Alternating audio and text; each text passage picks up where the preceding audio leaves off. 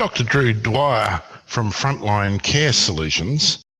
Wherever there is a mandatory requirement, there is the issue of audits and spot checks.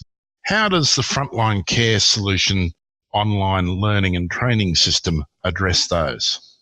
Our learning system has a administration section on the back end for the provider's administrative staff, facilitators or managers of personnel to be able to collect and tabulate and analyze the data of who in their organization is being trained, what courses they are completing, in what timelines and timeframes. And of course, the reports are live.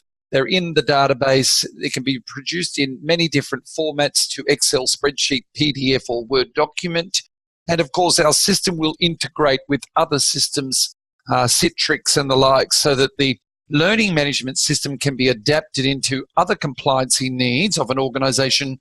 So not just education and training, but in the aspect of work, but education, training, and other means of mapping the learning and management and education across the whole organization in one space.